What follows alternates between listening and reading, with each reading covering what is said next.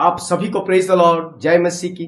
आइए अपने दिन की शुरुआत परमेश्वर के वचन के साथ करें। आज का वचन याकूब 2 उसका 26वां पद, इसमें लिखा है, अतः जैसे देह आत्मा बिना मरी हुई है, वैसा ही विश्वास भी कर्म बिना मरा हुआ है। प्रिय संत याकूब यहाँ विश्वास की तुलना मनुष्य के शरीर से और कर्म की तुलना मनुष्य के आत्मा से कर रहा है। हम सभी जानते हैं कि शरीर आत्मा के बिना मृत है और एक मृत शरीर किसी काम का नहीं होता।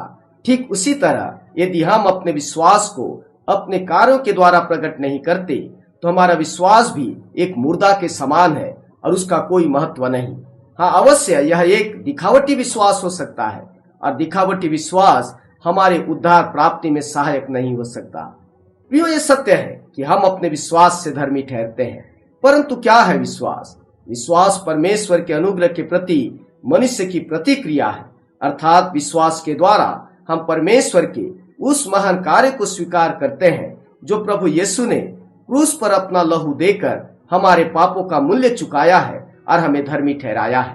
परंतु प्रियो, कर्म हमारे विश्वास की वास्तविकता का बाहरी प्रमाण है, अर्थात उस अदृश्य विश्वास को जो हम परमेश्वर पर करते हैं, हमारे कर्म उन्हें दूसरों के सामने प्रकट करते हैं।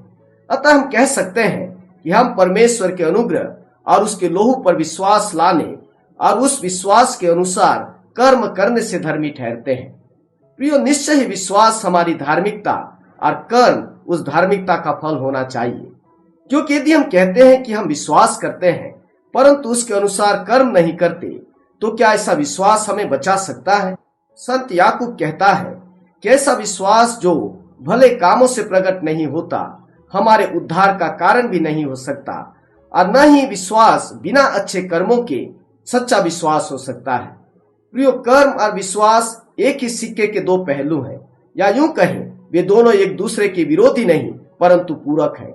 हम कर्म और विश्वास को एक दूसरे से अलग नहीं कर सकते, क्योंकि कोई भी मनुष्य बिना विश्वास के कर्म करने को प्रेरित नहीं होता, और किसी भी मनुष्य का विश्वास तब तक सच्चा नहीं हो सकता जब तक वह उसे अपने कर्मों से प्रकट नहीं करता।